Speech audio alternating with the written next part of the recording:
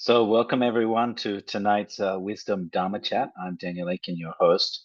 And tonight we welcome back special guest Sarah Harding to talk about her new book with Wisdom Publications, Severance, the Early Practice of Chö.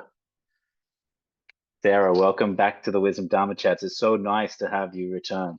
Good to see you, Daniel. You're an elusive character, so I'm so happy that we got you back. I'm just shy. What can I? No, yeah, well, shy and well loved. So thank you. And this is an amazing new book, and I think it's going to be one for the libraries of anyone who's interested in Chö, and may even surprise those people who have, you know, uh, practiced Chö and know it a lot. So we're going to talk a little bit about that tonight. But I was hoping to step back a little bit and talk about, like, so you're well known, you've spent a lot of time translating Chö texts, and you've got a number of books.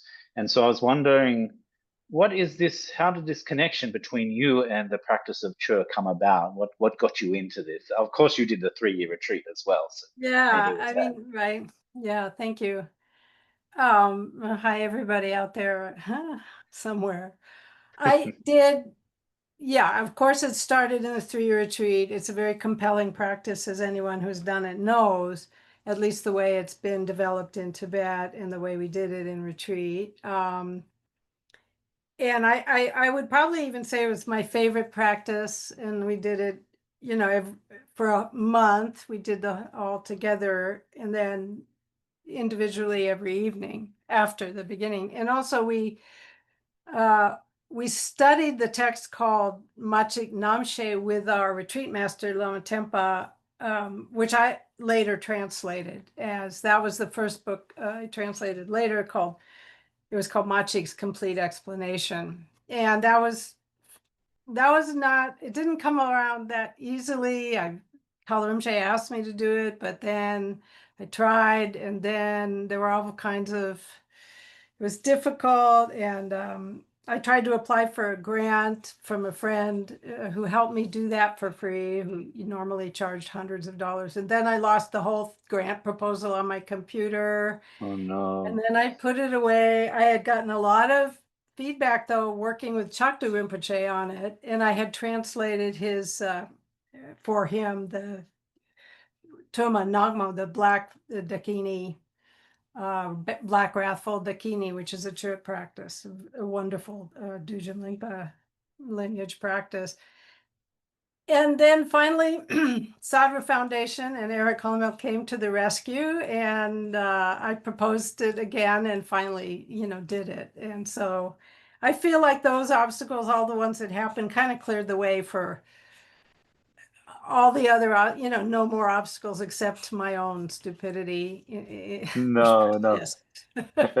Well, we have to also thank Sadra and Eric Columbell for Absolutely. this new volume as well, Yeah, because yeah. they've supported Wisdom as well to do this, which is makes Yeah, things so much easier. and supported so much more. Yeah. I can't believe how lucky I am to have gotten in on that. Anyway, and so then I translated Machi's complete explanation, kind of naively thinking that this is actually what she said because that's what they said she said. But, realizing now that it's actually quite a bit, even centuries after her life, that was written by some of her male, lineage holders. So it was only ostensibly right from her mouth, as they say. And then I found out more and more by translating in the Treasury of Precious Instructions, which, Tzadar Foundation has supported all 18 volumes being, I'm working on number 17 now. But, and I did the Shije tradition of Dampa Sangye, by Dampa Sangye, which is connected with Chö, and then sort of, and then all the Chö stuff in there. And having gone through, the thing about translating anthologies, which can be kind of dreary, but on the other hand, you get like this really broad view. First of all, the Shije book, I noticed that there, now I've looked at everything by Padampa Sangye and not found any Chö. And then the Chö source texts attributed to Machi Glapten and Jamyang Gumpo, who did this book, also, I started noticing, well, there just isn't any, what about the body sacrifice with the chopping up and the giving to the demons and stuff like we had done in retreat based on Jogong Control's text. So I started getting suspicious about it, that aspect. Like, did Machik really teach this? And of course, she did really teach Chö, but Chö is not chopping up the body. And so I did one of those, universal searches for the words of body luchin, offering the body, and found very, very few references to that at all in the early texts. So that's where I started to get a little suspicious about the whole thing. And so then in the volume 14, there's the root text by Jamyang Gumpo that is considered a source text. It's the only one not attributed to Machik that's considered a source text because it was a visionary encounter. And when I was translating that, I looked at a commentary which was called the big general commentary on Chö, which is what this now our book is. And I felt kind of validated in my suspicions by the way that Jamyang Gumpo, who was only he was a student of, among others, a student of Machi's son, who was Machi's kind of lineage holder. So pretty close to Machik. And still there was none of the usual, stuff with the drum and the things and the deities and the whole thing which Tibetans love so much and which I had loved in the first place and why I was attracted to Chö. So it's interesting. And I can explain more about what I do think Chö is, if you like. Yeah, I'd love to go there because, if it isn't what we imagine in our minds Chö to be, when we think of Chö, we think of the melodies, we think of the, you know, even roaming ascetics. I hope we're saving the roaming ascetics in this new Chö. But yeah, Yeah, what does Chö definitely. mean then? Yeah, okay. One thing again that happens when you look, when you go to translate many texts is, the terminology. And I started noticing when I'd have multiple copies of the same text that the word chut, which if I were going to kind of say it in English is spelled GCOD, was sometimes instead of that word, the same text would be using a different same sounding word, which would be spelled SPYOD, and it means conduct. And that's when I started realizing that it never is used for cutting. It's not ever used for, let's say, chopping. Yep. And it's not used for the body sacrifice, which is lujin. Hmm. And it's, chopping is tup. You cut the body, but chut is something that happens in the mind. And after a lot of investigation, just to make the long story short, I think what it is a conduct. They use the word conduct in the Prajnaparamita, and chut is supposed to be a Prajnaparamita text. And every Lama said that to me, and I didn't quite know why. Second turning, right? Not third turning. So, and then I saw that it was the way they use it in the Prajnaparamita, second turning, the wisdom, perfection of wisdom teachings are the different kinds of conduct. There's all kinds of conduct that's used in, Tibetan Buddhism, secret conduct, crazy conduct, Tushu Kichopa, this kind of conduct.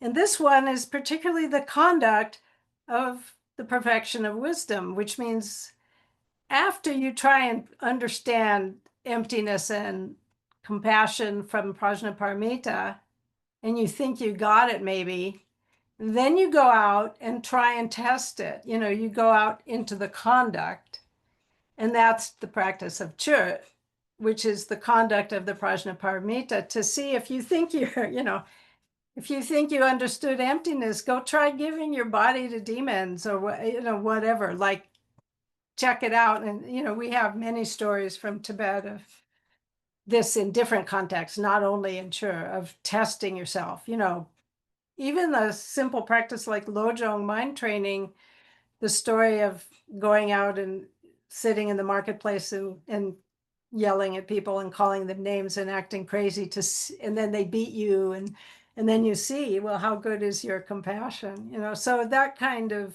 thing, I think, is what it referred to originally. So it referred to a conduct. I think you also mentioned about this idea of acting decisively, like once and for all. Is that a related to this term as Yeah, the well? terms, well, then the question arises, how did the Tibetans start using this different spelling of the conduct, as chut? And yeah, they have that term chut in various kind of uh, proverbial senses, like tak chur, to cut the rope.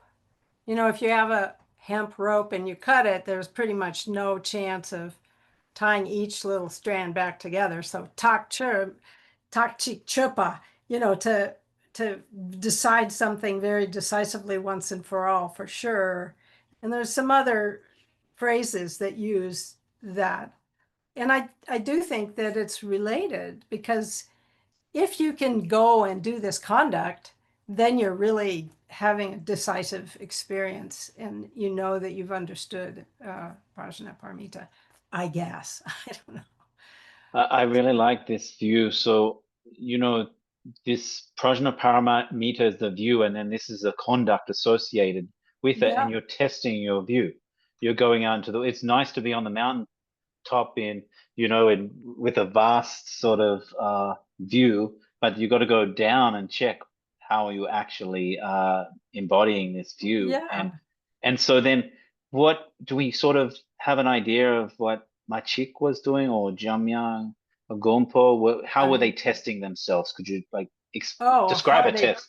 How are they testing themselves? Well, then it developed. I mean, I think even originally, in terms of testing themselves, I don't is there. I mean, there's all kinds of kind of with a story like of Machik 1,000 years ago, what she really did, and it is hard to decipher. But um, the idea of facing your fears, which I actually find somewhat unique in the Chö practice, because it's not they don't use that kind of terminology in most practices. They use the terminology of the kleshas, of afflictive emotions, whereas I think underneath all afflictive emotions is fear, Yep. fear that you don't exist and so forth. And so, and just to jump ahead a little, in Jamyang Gumbo's book, it's not just facing a fear, it's going out and finding terribly difficult situations, like the worst. It's not just if something fearful happens to you, it's going and finding it, searching it, and then staying there with it, and then checking out how you do. So, um, in the case of the cultural milieu of Tibet, spirits and demons and unseen forces and the mountaintop wilderness that you mentioned are all places of fear that you would go specifically. The real practice of Chö is to go specifically to where you are the most apprehensive. And that came out in this book of Jamyang Gumbo's, more than in my experience, more than in previous ones, which got very I don't know, for whatever reason. I mean, there's good reasons, because our fear of harm and death, harm to our body, is pretty strong. So they focused on cutting up the body a lot, but Yep. Machi didn't so much. The early texts didn't so much. It was more about all these like really difficult circumstances.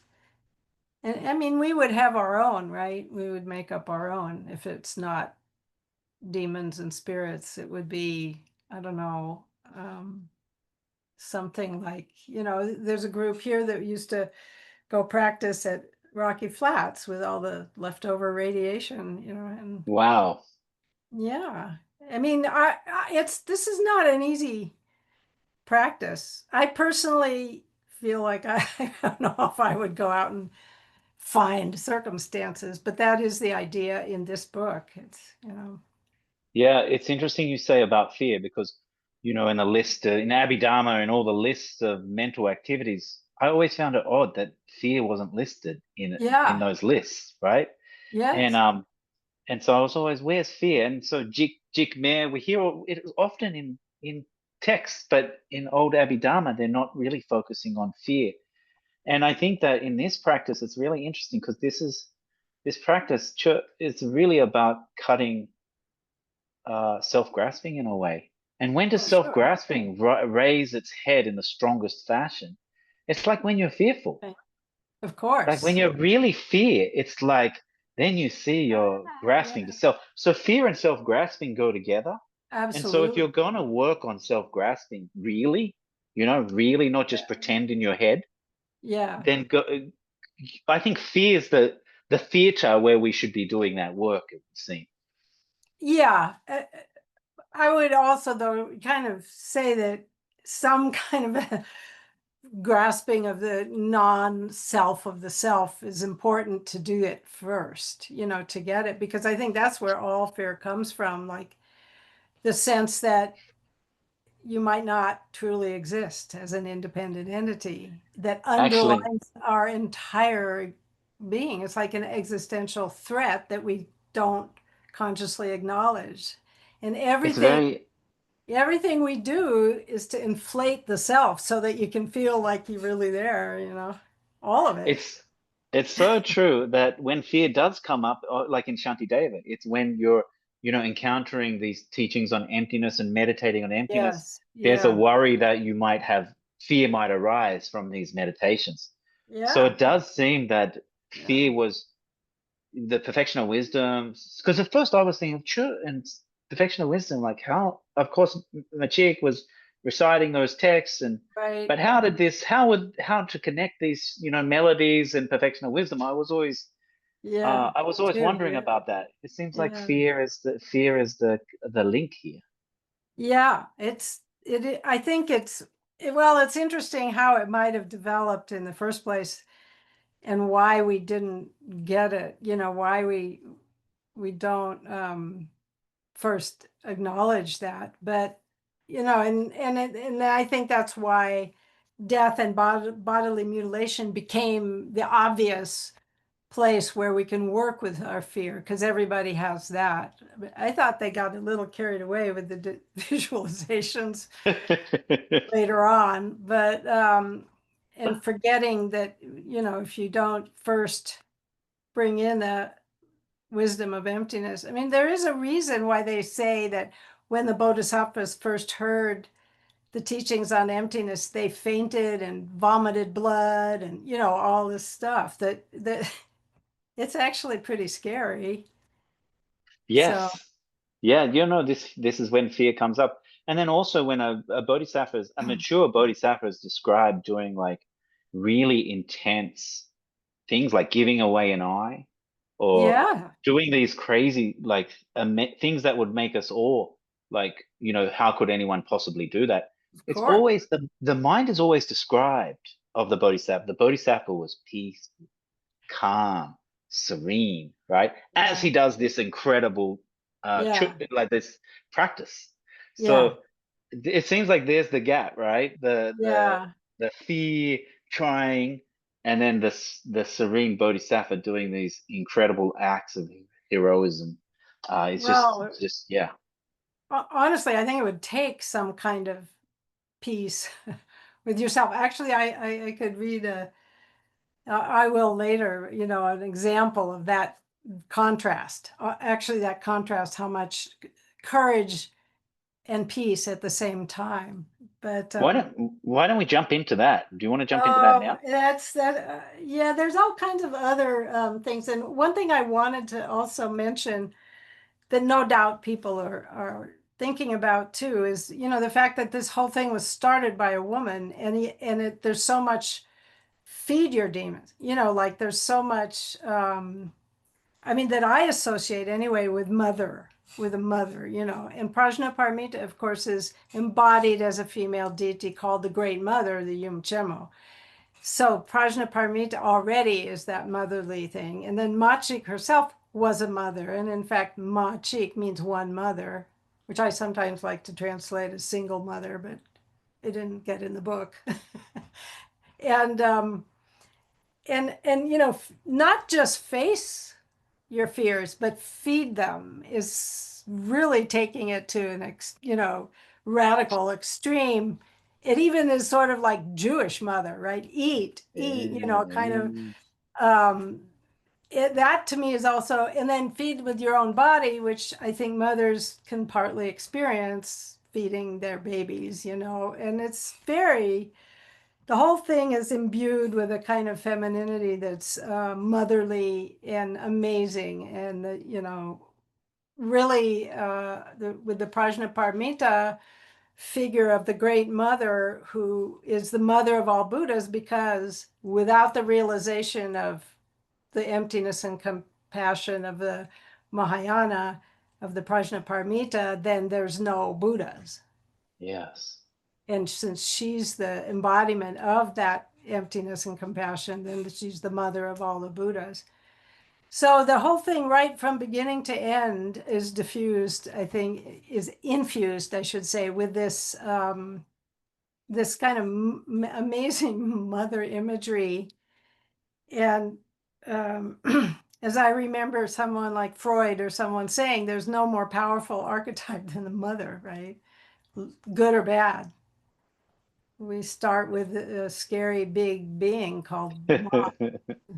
It's incredible, as you say, all these connections. Great mother, single mother, Yeah. feeding, feeding with your body. It's like the more you think about this, the more you see, it seems. You've been thinking about this for years. And so eh, I have. And also, just to add to that, another appeal of that first book, the Machi's Complete Explanation, was that all her teachings, were given to her children. They were in dialogue with her own children. And in the history of Buddhism, I think that's sort of rare. You it's don't, incredible. mothers are not considered like, I mean, we're thankful for them and we have to repay all sentient beings who have been our mothers. But generally, we don't, think of mom as our guru. And It's incredible that there's this family setting because, later in Tibet it was so monasticized, right? yeah. But these teachings also got into the monasteries as well, right? Or was that less taken up? Well, no, I think they, it's kind of famous for a mendicant tradition. People, practitioners, chutpas as they're called, are culturally, traditionally, wandering yogis who go around and don't, in fact, I don't know of, many monasteries that are actually just chö. But of course, most of the different schools of Tibetan Buddhism incorporated chö as practice. But so that it's kind of unique that way, and there's a certain amount of freedom to it. Of course, it also lent itself to a lot of, I remember when I lived in Bhutan, I'd have Chöpas banging on the door, and they'd start to do some puja before I even opened it, and then I'd have to, give them money. So it's a livelihood as well. Yes. Yeah. But there's a lot of genuine practitioners throughout the history of Tibet, Is and is there still a lineage uh of this early type of chur? Like, well, someone would say I'm practicing chur, but it's more this going out and testing, and is that still alive today? well, people do go out, even despite many warnings from, for instance, uh, from Jamyang Gumpo and others, that you should start at home. Like it's really not recommended just head out to the haunted grounds, But I, that's definitely our image of it. In fact, I've heard it being called the grave, charnel ground practice.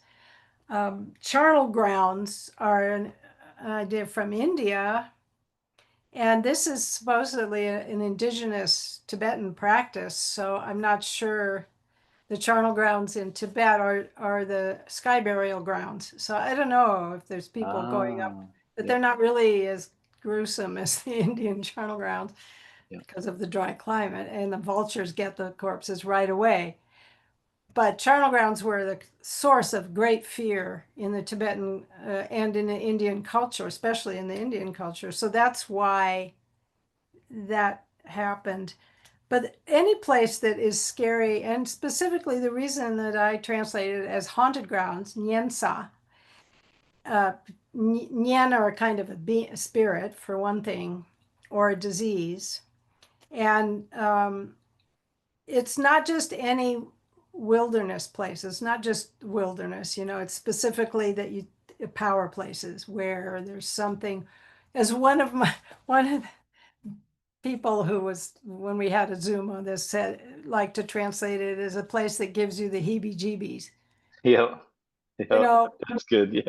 Yeah, when you have that feeling, that's the place to go if you're the ready. goosebumps, Yeah, the the goosebumps. goosebumps, the like, um, and so I think, it's quite powerful that way. And, I've heard a lot of people saying, oh, well, I'm not scared of the wilderness, but actually try it at night when you hear the leaves rustling, and it's scary, I Yeah, a think. lot of people feel like they don't believe in spirits, but when they you hear a bump at night, they might Yeah. they might still be scared, right? Yeah. I mean, there's Kala Rinpoche, my teacher, Kala Rinpoche, previous Kala Rinpoche said, the real charnel ground is your mind where the thoughts go to die. Wow. Your Yeah. mind where the thoughts go to die. My Yeah, gosh. they're all lying around, all your old memories and thoughts, and Yeah. that's the They real. come back as zombies. That's even scarier. Yeah, yeah. I Wow. So think. you were gonna yeah. Yeah, go ahead. Go No, ahead. Go no, ahead. go, please, please. Well, I've also often wondered why the many reasons that Chö is so popular, both then and now. And part of it is because you mentioned zombies, we some kind of fascination with like gruesome, weird, why are zombies so In popular? every culture, right? Why are horror movies popular? Why do we stop when there's been an accident on the highway? I mean, there is something, and I think obviously the Tibetans had it too. It's like you want to see the worst. Maybe because then you feel better that you're okay. I don't know, but Yeah, and it sort of captures our attention, these things, like a horror movie.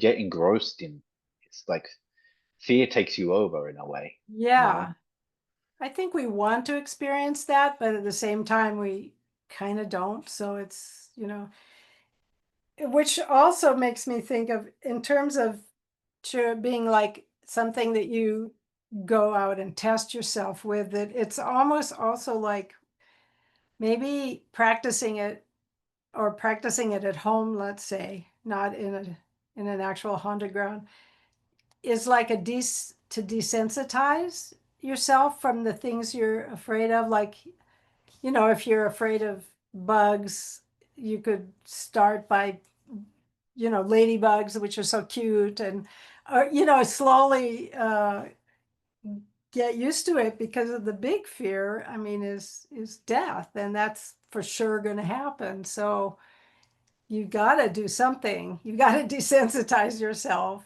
or else it's going to just be a total drag. Yeah, it sounds like really beneficial, but also really challenging. It's like, you know, starting at home is probably some great advice there, right? Yes. Yeah. They have, no matter how abstract they tell you they don't really exist, it's in your mind and so on. When it gets right down to it, you gotta, I mean, I can't imagine. It's so hard to just negotiate daily life with all the things you have to confront, to actually go out and find bad scenes. And I No, can't do it. no, this is like this is practice, right? It's like we think we sit down on a cushion and practice, I don't know why we call that practice. Practicing for what? Actually, going out and facing Yeah. fears. That's Yeah, another level, right? I That's know. really it. Yeah. But we need to practice it before we do it. That's something I do feel they say again and again, and here too. Um, I want to find like sort of some of the things that he says about that in the book, but if you have Yeah, more. you want to find a passage. You were going to read a passage, so I'd love to for Well, us to jump into the book. there's a whole lot of there's a lot of good ones. Um, you know, there's always this tension between what we intellectually or philosophically know, that you don't truly exist, and the demons are your projection of your mind. But then there's like you're still afraid. It doesn't matter. Or Completely. we could spend all day meditating on empty non-self, and then in the morning, here I am. Exactly. I always say death meditation. I feel like, oh yeah, death Yeah. meditation. I've done death meditation. I feel like I'd be okay when I die. And then I get on an aeroplane, starts going through turbulence. I'm like this. I'm Right, like, right. no, not no. Yeah, Yeah. so that's the It, similar. it That's fear as well, right? That's fear and self-grasping coming absolutely. out. Yeah. Yeah. And that, by the way, gets closer as you get older. But and then just about to introduce that idea, because I feel like whenever there's a huge seeming dichotomy between two things, as Jung said, there's a creative space between the tension between opposites. And when I was first translating Machi's complete explanation, I have a terrible methodology with my translations, is I never actually read the thing first.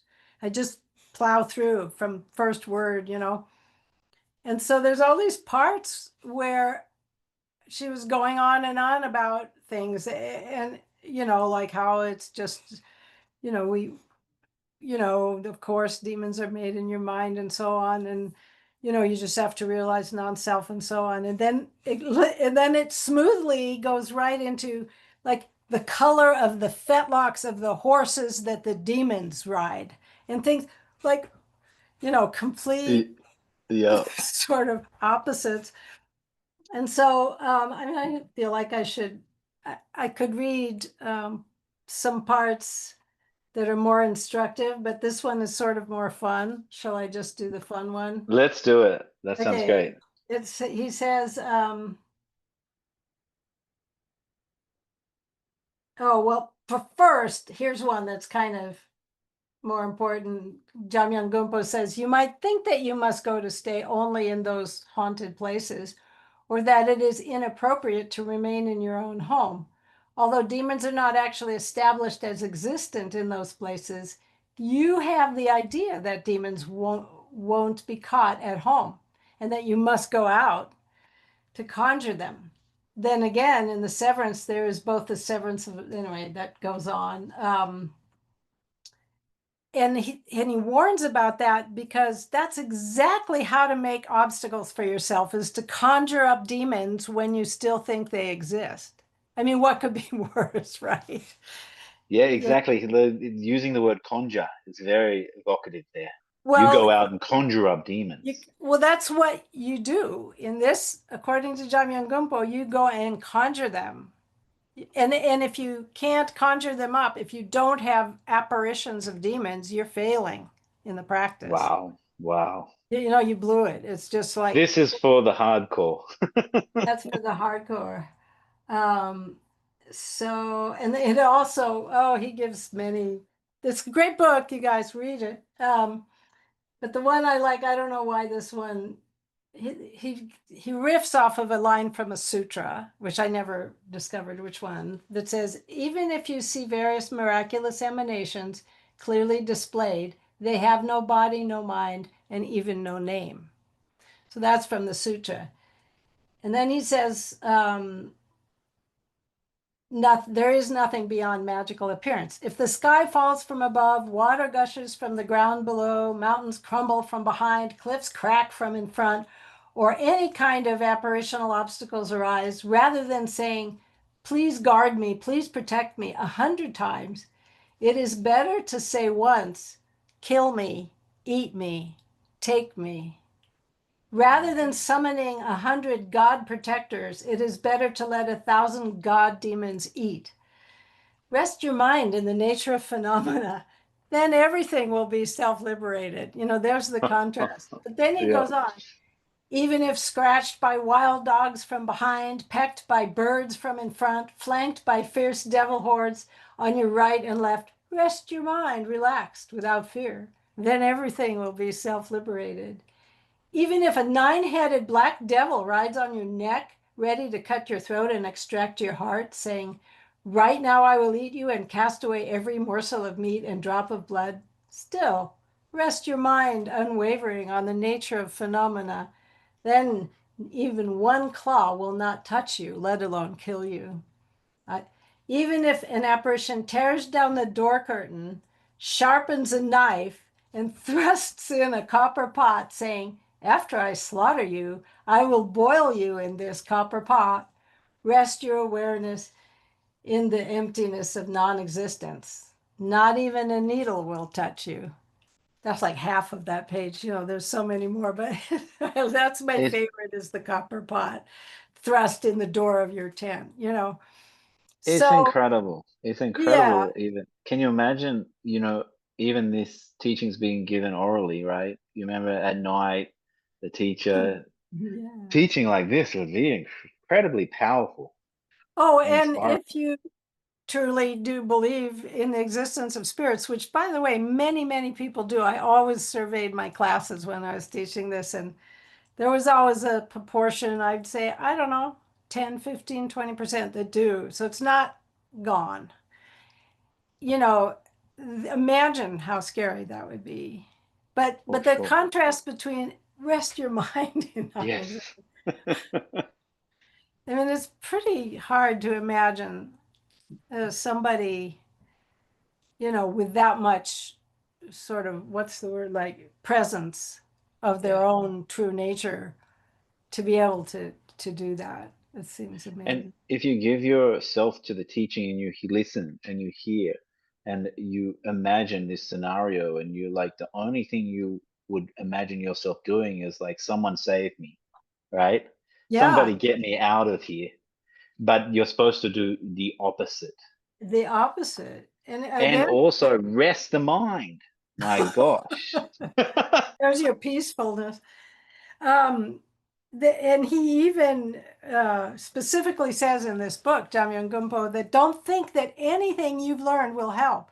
Don't call on, go for refuge. Don't call on your guru. Don't even your Mahamudra practice.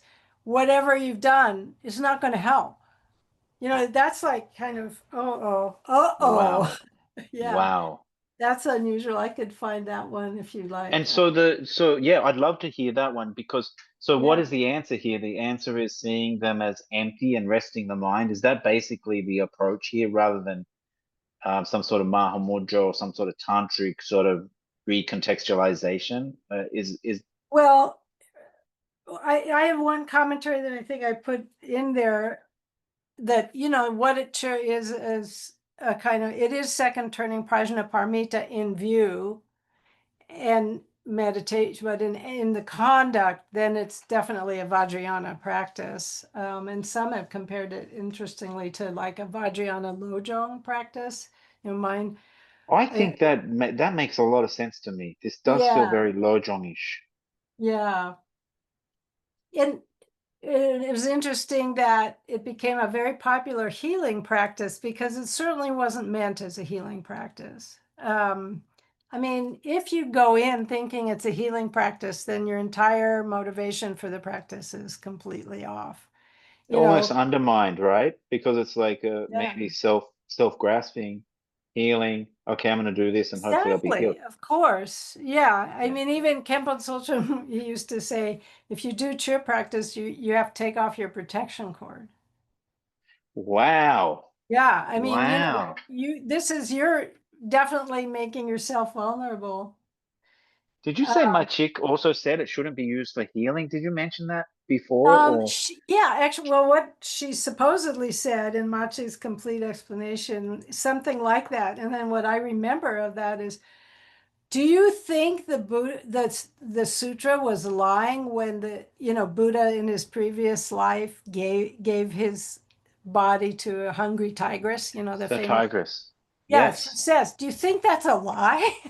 Yeah. I mean, she's taking it very literally, but Well, here's what yeah. it says. Once you arrive at a haunted place, the blessings of the guru and three jewels, the protection of the heroes and dakinis, and your meditation on Mahamudra won't work. And by that, what I'm translating won't work, it means not cut. It won't make Not it. Macha, Do much. not be Yeah. do not be inflated by thinking that you can handle it because you have the severance instructions. Do not harbor confidence in arrogance. There is no refuge, no protector, no confidant, no friend, no relative, no support, no backup, and no reinforcement. All alone, rest and remain there. Whatever apparitional and vicious things occur, think without inflation. I have no safe refuge or reinforcement. I can't fight or escape or take care. You all can come whenever you want. You have the power. Do what you like. Let go of everything. But you can see how the Oh, giving the body came yeah. out of this, right? This is almost setting the stage for, hey, Yeah. I'll take this body. Hey, I'll even cut it up for you and get it ready. That's It's right. like you can see at what point did that come into play? Oh, Do we know that? no, that's a great question, Daniel, and I wonder and wonder about it.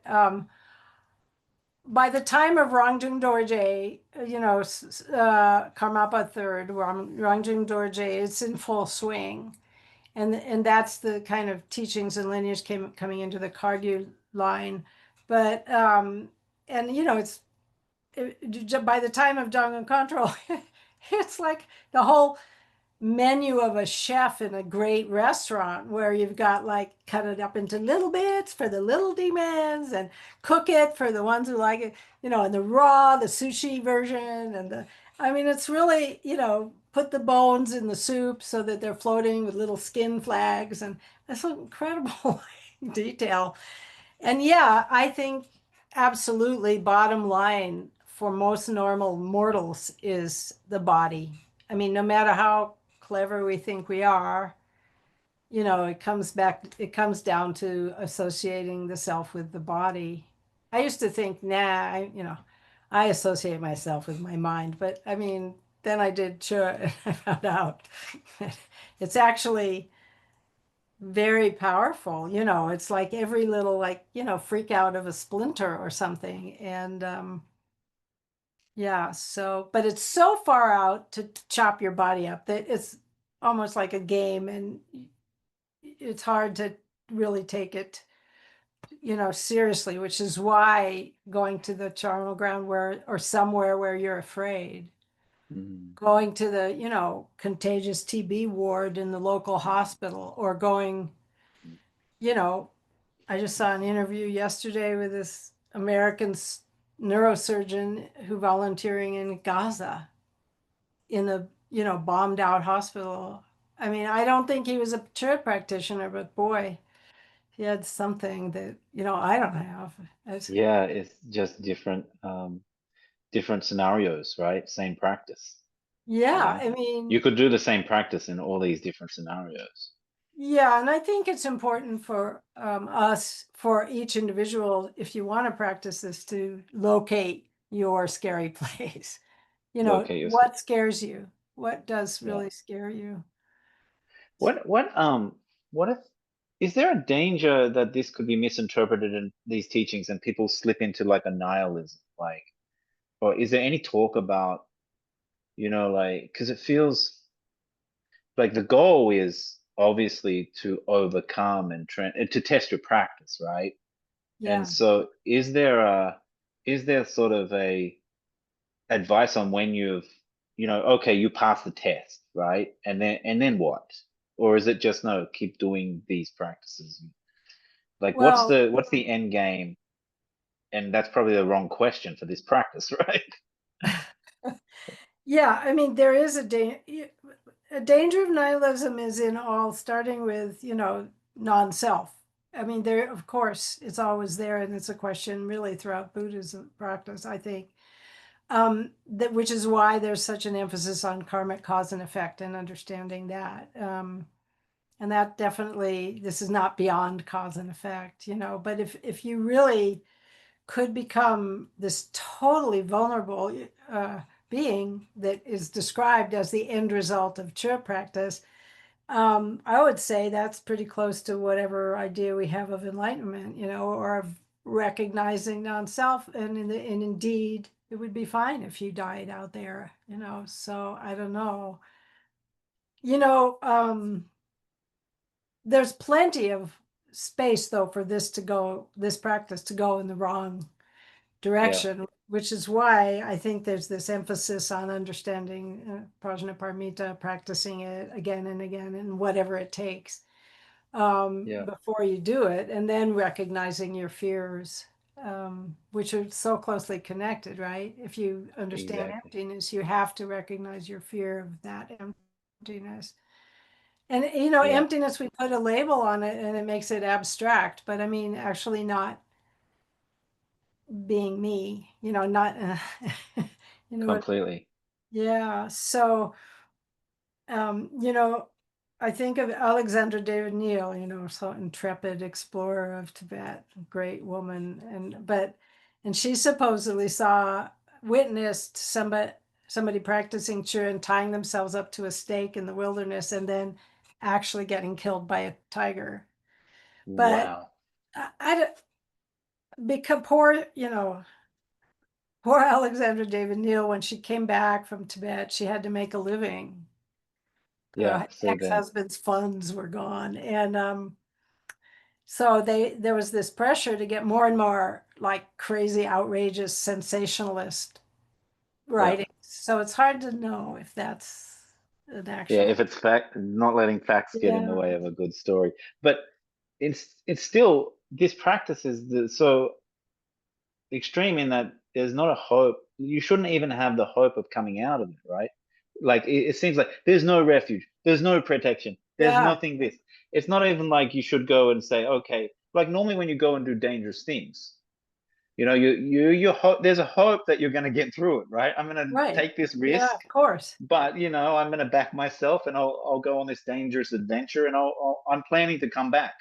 But in this practice, there's no planning to come back. You just go, No, right?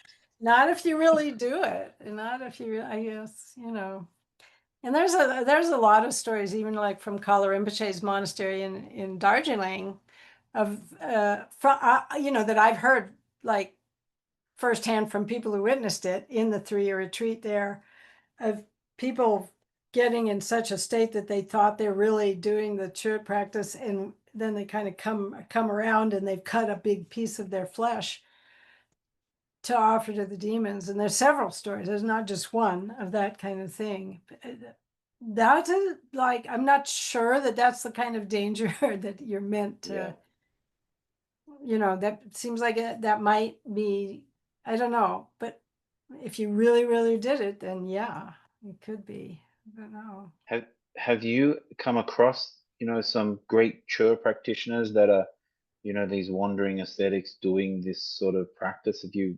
Have you met these wandering people, Not spend as much time far with as them? kind of wandering ascetics, but I mean, when I was writing this book and I went to Zurich to meet Lodro Rinpoche, he's a great Chod practitioner that's done all the lineages of it. And I feel like he, has a very profound, deep understanding. And I went all the way there to talk to somebody because Jamyang Gumpo, it's not a widely spread specific lineage. Most people have, come through the Kargyu tradition or the Galupa tradition, but he's like, this is one of his many uh, holdings. So I did go to see him, and he's fluent in German and English and Tibetan, of course, and he's 80. So I only had about a week with him. And so, only an hour a day because of his age. But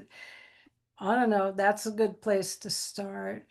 What a treasure, and so glad you're capturing, this Yeah. his wisdom, right, to share with others. That's a great service.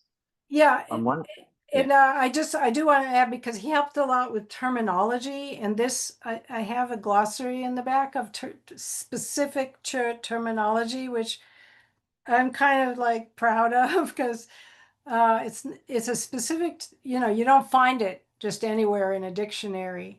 And that's primarily why I went. Like, what does this mean in a church context, Um, There's some, like, your work in this book is amazing because it just, you've got this core text which are incredible, but then you've got, this appendix where you're talking about did my chick did really much. teach Chö? You know, the glossary, but also even the last text, like we're running out of time here, but that Oh, last sorry. text about the 7-day retreat, Yeah. incredible. Yeah. Is Yeah. that something that people can, if they have this book, like can you use that, or do you need to go to get someone to lead that retreat? How would you use that sort of text? Yeah, well, it's very specific, as you could see from that part of the text. And there's a third book he wrote, which maybe if Sadra and wisdom will support me, who knows, maybe I should translate. But the second Sounds text good. on the on the 7-day retreat, it tells you the meditations for the morning and the meditations for the evening. And they're very specific, but they're all, except for the first day, they're all pretty much prajnaparamita, perfection of wisdom teachings. And I find personally that that's a little intimidating to teach, and that's why I chickened out of the one I was going to do. And I don't know that that 7-day retreat is done somewhere. Doing it on your own, I think if you had a strong foundation in church practice, that could be a possibility. Yeah, I don't see why not. Yeah. Um, yeah. Yeah, it's very cool to see this retreat manual sort of in relation to these teachings. I'm wondering for you, you mentioned at the start you did your 3-year retreat, and the church practice was something that really was one of the highlights for you of the practices. Yeah. And I was and it was, and then you've been on this journey of learning about Chö and almost tracing it back to its origin practice. And Absolutely did. Yeah. I'm wondering for you, something you love so much and then discovering, as it gets stripped back, did that get more beautiful for you, or was that hard to like to see Right, that right. happening? How was that for you? Well, it did get more beautiful for me. It got more, I want to say this, it got more Buddhist, and it got more essentialist or something. And yet at the same time, of course, why I love the true practice was like the singing and the thing, and there's even dancing that I didn't learn, but that's what, resonated, because it uses all of our, as opposed to just sitting meditating, it uses all of our creative abilities and all aspects of our being. That's why I love it. But at the same time, I love it that Machik was really teaching the perfection of wisdom, I think. And it's a whole thing makes it more brilliant. The whole practice from beginning to end, or from end to beginning, as I went. It's who all the great masters who developed it further into these visualizations and songs and tunes and dances. That was brilliant. That was like totally like making it usable and useful is really remarkable. And So, even if it's not my practice, it's my philosophy. yeah. Sure. Oh, tell me more about that. Is If it's not your practice, your philosophy. What do you mean Well, by it's it's your it's not philosophy? it's not such an easy practice, particularly if you have neighbors, things. But uh and also, you don't want to be homeless. It's problematic to be a real chupa in today's world. And also I'm just incredibly lazy. But it is, I think, the ideal of it, the philosophy of it, that, without dealing with, all, without coping with what's in there, those zombies are going to come back and get you. And so I completely try to live facing, what comes up as fears. I'm too chicken to go out and find disruptive situations and like, radioactive charnel grounds. But as I've far, got one for you. I've got a 7-day retreat, leading a 7-day retreat. yeah, I mean, I wander freely in my two blocks away. There's a cemetery, but it's like so peaceful and lovely, and there's no fear at all. So So you go and practice in the cemetery, but it's just completely peaceful. doesn't matter. It's like it's peaceful and green, and in fact, it's called Green Mountain Cemetery.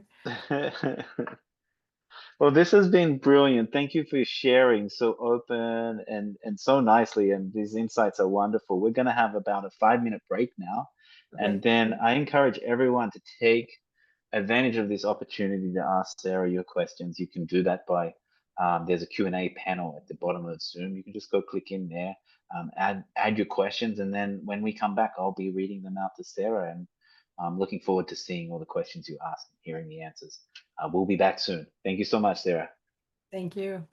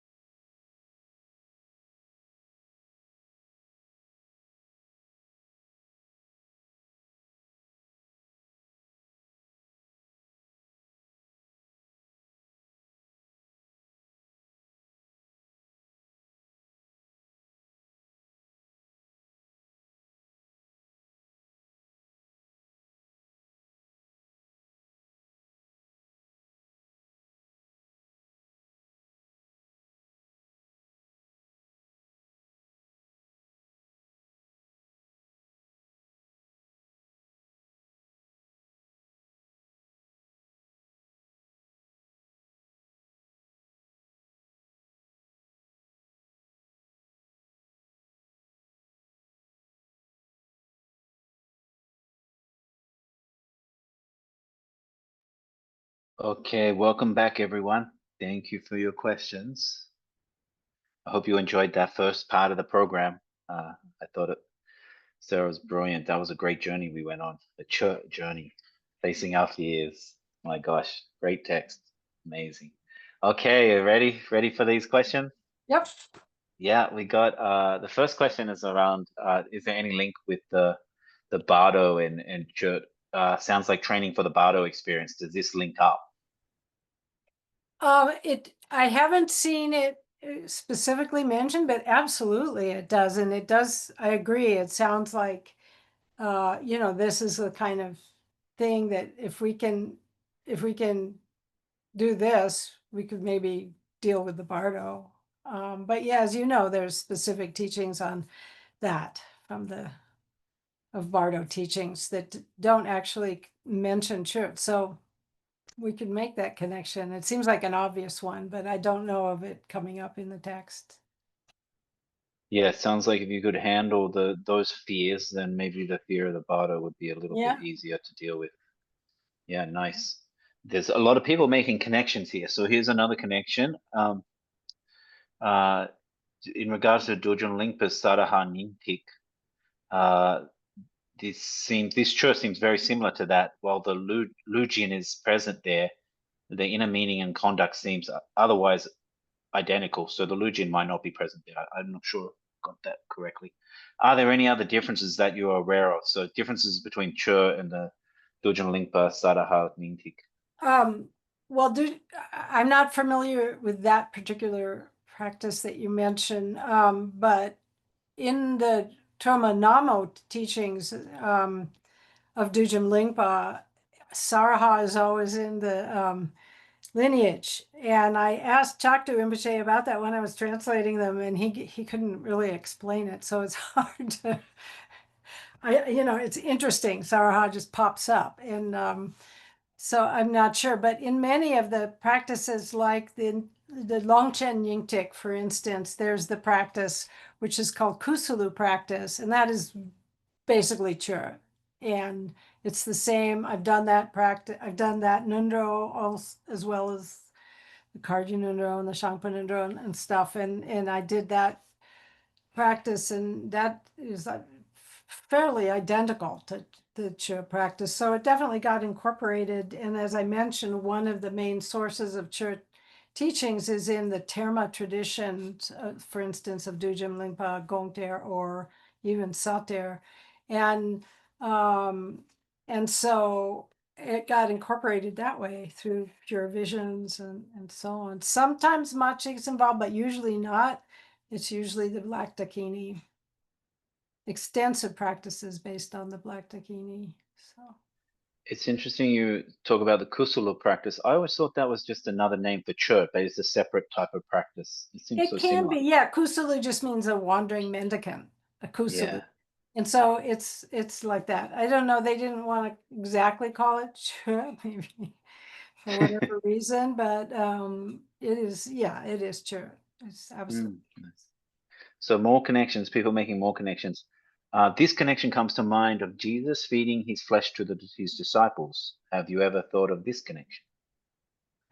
No, yeah, not have any, no, not too much Christianity in my background. And I didn't think of that, but sure, same in the blood of Christ and everything. Yeah. Yeah, very interesting. Uh, the next question. I don't think my greatest fear is not existing. It is more that I will keep finding myself in endless samsara. Yeah. Does that ring true for you? That's very good. Yeah.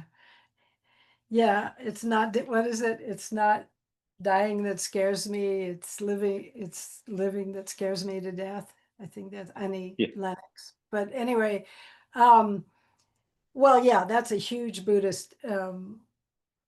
I think that's prevalent throughout Buddhist teachings, that feeling. And um, of course, if you would just die, it would be easy, right?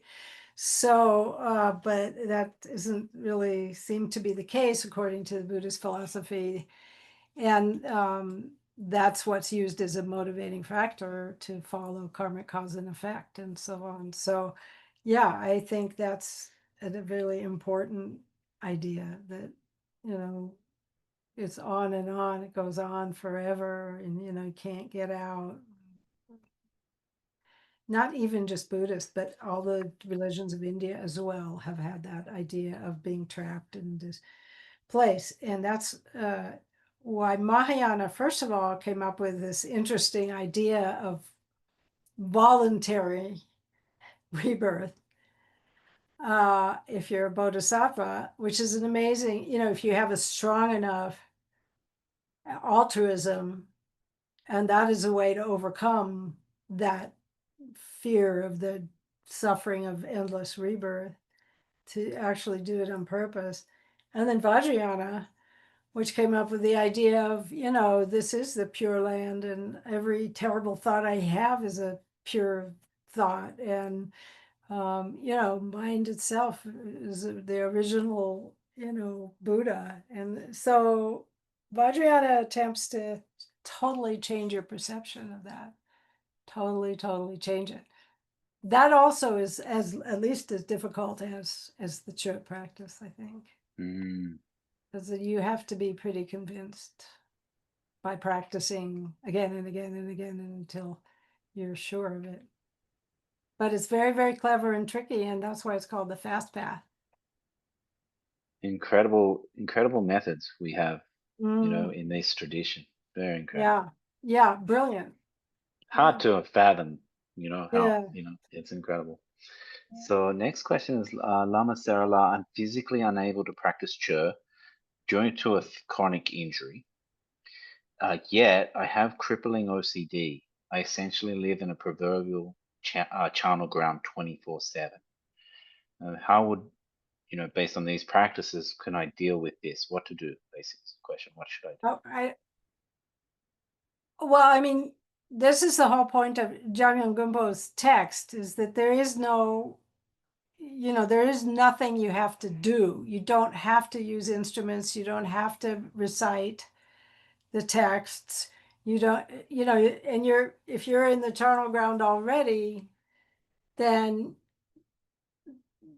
the best thing is to find a way to practice the principles behind Chö, the essence of Chö. That, you know, I mean, I think, you know, that as Jamyang Gumpo's explanation of Chö, there's not even deities, there's not even any thing that you have to do other than find a way to find, you know, like the true nature of your mind, which is luminous clarity. I, I am sorry.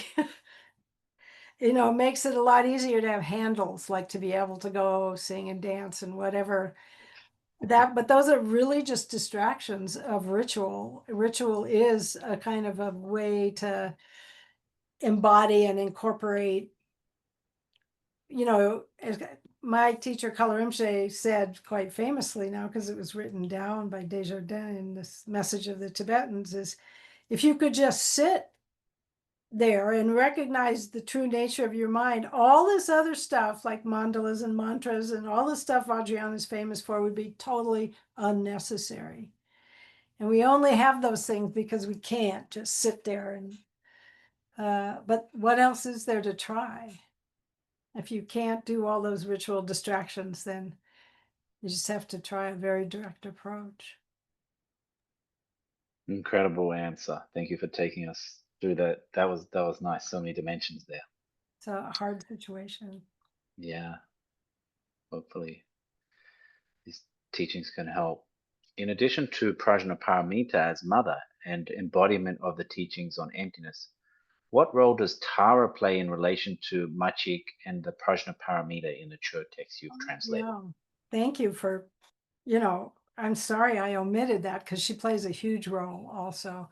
Machik Lapton, according to the legend, received many teachings from Tara. In fact, Tara was like the inspiration, almost like her muse or something, you know, her inspiration to, and in fact, it was Tara in a vision that Machik understood and heard that she herself, Machik, was the great mother, Yom Chenmo, Prajnaparamita.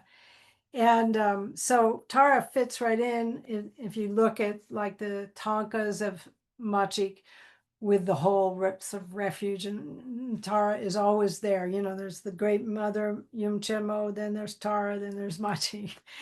No, Machik there. And yeah, so it's important.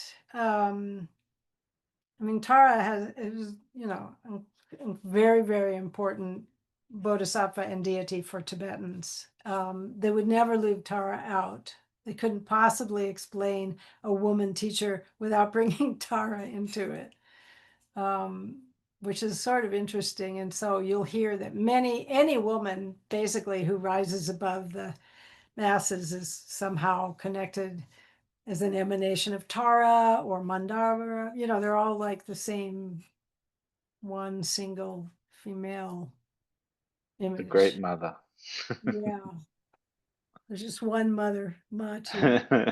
Magic, yeah. So next question is, what is the connection between Padampa Sangye and uh, severance? yeah, don't get me started. No. Um, yeah, I went on quite a rampage when I was first researching about Machik because they just everyone just loves to say Machik was like got it all, you know, he taught her everything she knew, and not only that, she was his consort, and that there's no indication that happened. And you know, of course, historical. Anyway, Tibetans weren't really interested in historical, you know, factual things, but it looks like she met him once or twice, and in one particular incident, received an empowerment, which in different texts is a different empowerment. It's not necessarily the Chö empowerment. And there's one text which I've never found an original of called the five pieces. I call it the five easy pieces, but and she heard two of them, and then she disappeared into a tree. Everybody got mad at her because she didn't finish the empowerment, which is a big no-no, you know. And then Padampa Sangye, who was giving the empowerment, said, no, she got it all right. She didn't need it all, you know, she understood it. So he recognized her as uh, a great, you know, master, a great saint. But her actual teacher, so-called Lama Sonam, was Dampa Sanjay's disciple. So Machik was like the one person removed, and didn't spend much time with him, actually. Um, and I think that it's a complicated reason to explain why, but somehow, you know, so he gets all the credit, which bothers me to no end because it's just so typical of women's history. But the reason Zhang Control classified Chö as a subcategory of Shije, I think, is just because Padamba Sangye was Indian and came from India, and those were his, you know, thematic way of you know, of designing these so-called eight practice lineages of Tibet, that it came from India through one person, because originally it wasn't eight practice lineages, it was eight charioteers. It was one person, whether it was Indian or Tibetan. And Machik had never been to India in that life, but she did recount her previous life as an Indian man, and somehow knew an Indian language. But which is a weird contradiction that everybody, you know, attributes it, and also to a text which is in my translations of Padampa Sangye's maternal uncle, who's called Arya Deva the Brahmin, who has a small poem which mentions some ideas about what could be true. Although there's no evidence that Machik ever saw that. It still puts it back with an Indian source, which Tibetans just need to do that. At the same time, the Tibetans have always been really proud of Machik because it was a homegrown, teaching. Machik Lapton was Tibetan, and she was the beginning of this Chö lineage. And in fact, that Chö lineage is supposedly carried back to India in this reverse trajectory. And so she's like a national treasure. If it had been Bhutan, they would label her the national treasure. And so at the same time as being so proud of her as an indigenous Tibetan woman with a Dharma that's like amazing that she taught, at the same time they go out of their way to say it somehow all started with Padampa Sangye. So I don't know. That's my rant. It's so fascinating and so much there. And there is this Yeah. tension of, indigenous, but also they need this connection back to India, The right? connection, yeah, the There's connection it. to India and the connection to a man. Yeah, exactly. You get both with Can't just Padampa Sangha can't there. just have a woman like Yeah. crazy woman And teach. also when you look at it, you just don't know how these things are connected. Like surely Yeah, Kongtrul Rinpoche, Drumon Kongtrul's having the same questions as us. I suppose. How Yeah. is this linking? But then he wants to include it, but he needs to have the Yes. link back to India. So I Well, don't know. you could hardly not include Chö in Exactly. any, because it's just so widespread and everything. Yeah, but if it's indicative in the story in her like biographies that they've heard of her in India, and so they send these couple of scholars but they're actually kind of sadhus or something because they can do fast walking, so they basically Yeah. fly to Tibet because the rumor is that there's a demoness teaching a false dharma. Like because a No. woman is Yeah. teaching, it has to be a demoness. And she really sets them straight. Good. Good. I love these stories. I love them. Yeah, the stories are good. So if Machik didn't teach the drum, singing, dancing, and church, where did they come from? Well, that's the same as your question, Dan. Yeah, it just somehow came. It's a good question. Some scholars have suggested it was drawn from the sort of surrounding, cultural different traditions such as the Bön tradition, or indigenous Tibetan religious, shamanic type of teachings, because there are similarities. Certainly, body sacrifice and so on are similarities with some shamanic religions. And of course, later, the Bonpo, after the advent of Buddhism, found treasure texts and so on that teach the Chö teaching. So it's not really, I don't know. I mean, I don't know. It's so close. Rangjung Dorje, where did he get that? It's a good question. And I don't feel like we have the answer. Yeah. Wish I Yep. knew. Wish I knew. From It's from amazing. It's from the amazing Dharma that Dhatu. I don't from the know. Dhammadhatu. Yes, good answer. But I think it's amazing that we even know about the origin story, that it wasn't like that. Like these things are incredible that you uncovered that we have, that we have these texts still. Like if you think about that, Yeah, yeah, it's quite incredible. yeah. But I found that no matter how much research you do, they still tell the stories.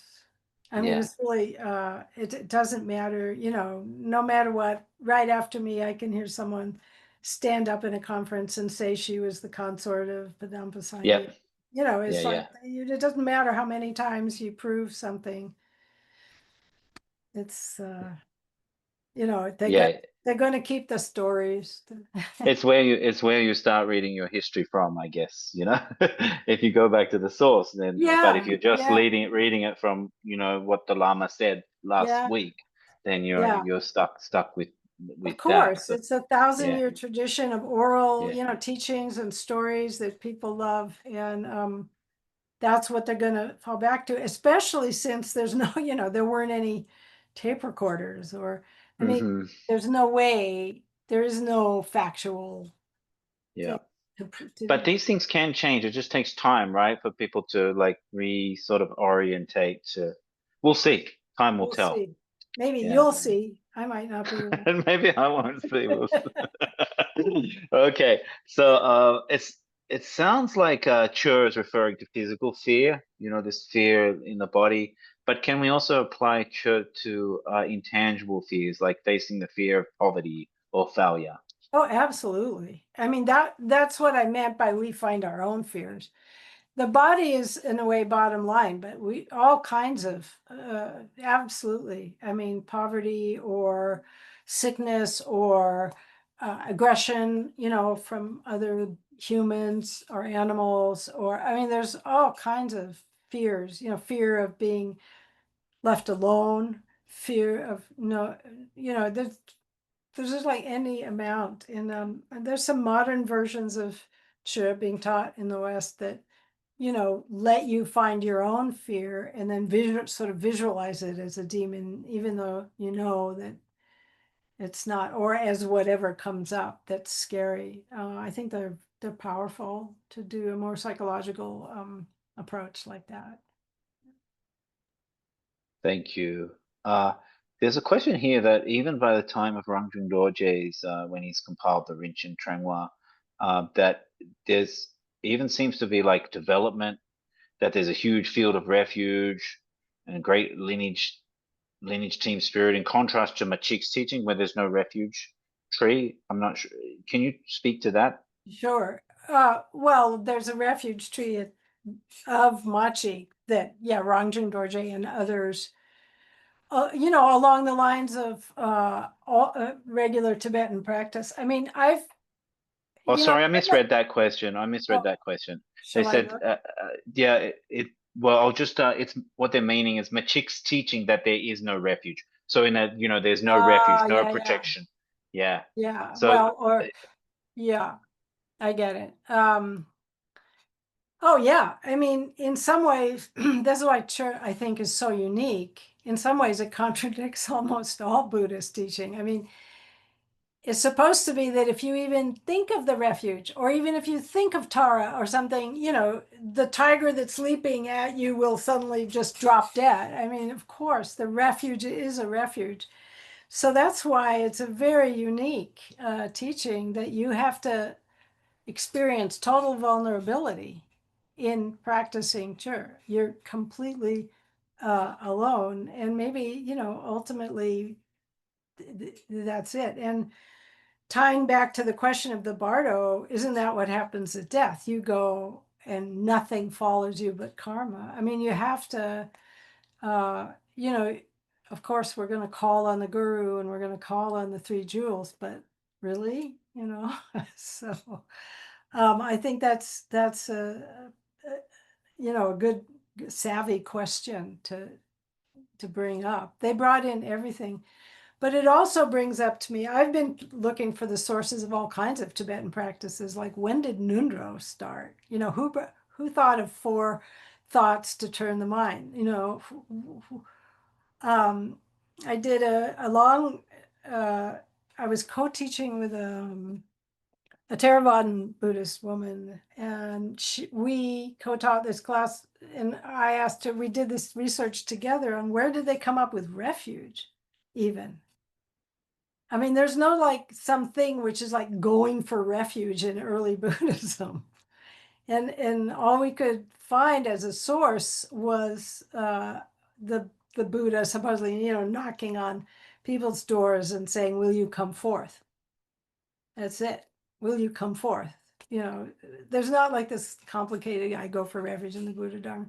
Those are all developments, and finding the sources of them, especially Tibetan Buddhism, refuge trees with coming how did that it might I sometimes think it develops also along with the art, with the Tonka painting, what's convenient to paint becomes then what yeah. happens. But Really? Okay. So the painting actually is I hugely wonder, influential. Yeah. I just now translated 6 different lineage teachings of four-armed Chenrezig. from way back, Sonsen Gampo, and these ancient traditions, and none of them have a jewel in his two hands that he's holding at his heart. Really? Not one. Wow. Even Tang Tong Gyalpo, not one. Wow. And I think, well, Tibetans don't, it's very inauspicious to have empty hands. So they put, Yep. I don't know. Wow. Isn't that Om Mani interesting? Padme Hum. Om Mani Padme Yeah, Hum became so money. far. Where's the money? Money. Yeah, money. Yeah. Yeah, It's so interesting. All this stuff is so interesting. Like the whole idea of the refuge, you don't think about these things. You just I assume they were know. forever. And and refuge and fear, like the only reason you need refuge is because you fear, right? If you didn't fear, you Exactly. wouldn't want you don't need refuge, right? So Exactly. this fear is coming up everywhere. Totally. That's exactly right, Dan. Yeah. So in Bon Chö, the practice is based on a text called Laughing or Laughter of the Khandros. Oh yeah, the Kando Gejong. Um, uh, right. And And, also the Terma. I'm going to try to think. It's a Buddhist Terma also. It's the most popular one, the Kando Gejong. I actually found a text. This is what happens when you do too much research. I found a text called the Laughter of the Dakas, and it was by, I think, Minling Dharma, Minling, Minlin Trichin. Minling, the brother of the Tertan from Minling Dharma Shri, yeah, something like Dharma Shri. And it's not a Terama, and it's almost identical. So I don't know. I mean, once you start looking at historical beginnings, the whole Terma tradition, either of Bön or Nyingma or or even Kagyu, it's really impossible to say anything because Yes. they came out of nowhere. And yeah, so The, I know that text well. It's been translated many times. well, one of the things they're saying is that the fearlessness that is the is playful, like playful fearlessness, is very pronounced in that text. And is this something that comes up in the other church versions? This playful fearlessness. Yeah, I'm wondering if this is a different Kandro Gejong than the Nyingma one, but um, I don't know. No, I haven't seen that. Yeah, I haven't seen it in like this early stuff, like this one particularly, but Jamyang Gompo or any of the texts attributed to Majik. So later texts it could be. Yeah. Here's an interesting question. Is the severance chur like we're describing, this early one, like the Dzogchen Rushen? Is there a relationship there? Oh, that's really interesting.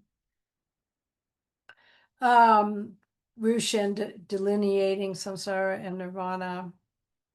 Um, yeah, I think so. I think you could draw a connection. I don't think there is a connection, but I think you could make a connection with, facing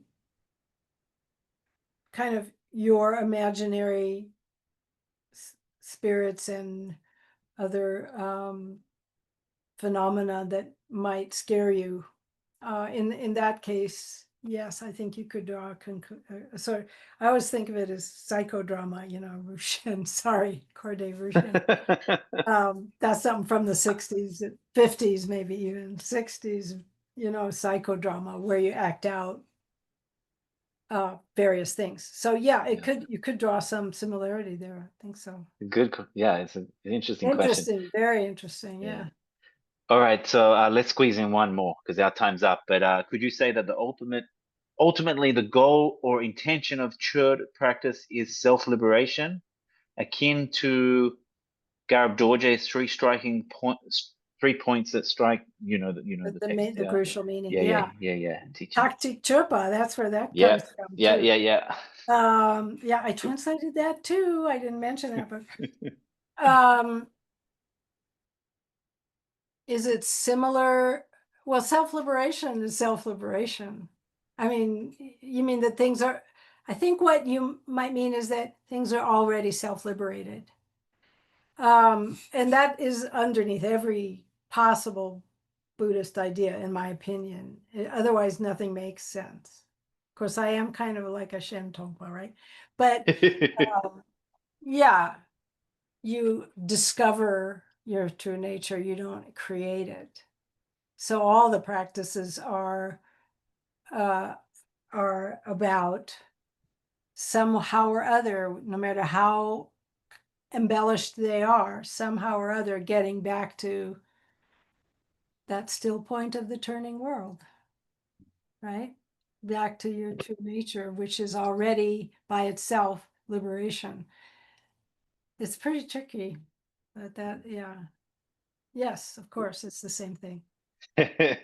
Sarah, it's always an absolute pleasure. Thank you so much. Yes, Is there thank you. anything else? Is there anything you want to leave us with, like in terms of point us to a new project you're working on? Of course, have to Yeah, say the this one. book is absolutely fantastic. Great privilege to publish it. Thank you to Sadra. Thank you, Sarah. This is incredible. But yeah, Well, please thank have you, the Daniel, last words. and your whole team there. I would recommend this book over probably just about anything I've translated. Well, I wanted to publish it with Wisdom. My first book was with Wisdom so many years ago, Creation and Completion, and they were kind enough to publish it without, that was before Sadra and before, I was old and had a reputation. And I thought this was going to be my last book, and I really put a lot into it, and I really love it. And I can't say that for everything I've done. And uh, I really did. I thought it would be the swan song, and then I finished it, and then I, puttered around the house for a couple of weeks and realized I didn't know what to do with myself if I didn't translate. So I started another of the volumes of the, you know, uh, precious instructions, the Dhamma Tzu.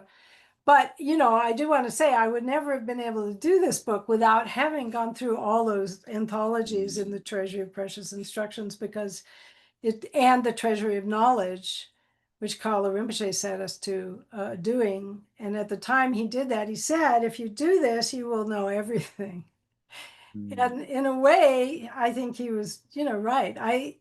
When I'm working now on translation, I end up referencing all my own books because I can't remember what they said. And I was, smarter then. But yeah, I read this book, read Creation and Completion, and then read this book.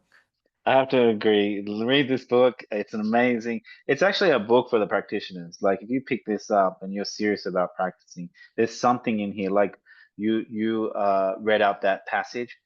There's just like passage after passage that's just amazing, straight to the heart in this book. It's Yeah, incredible.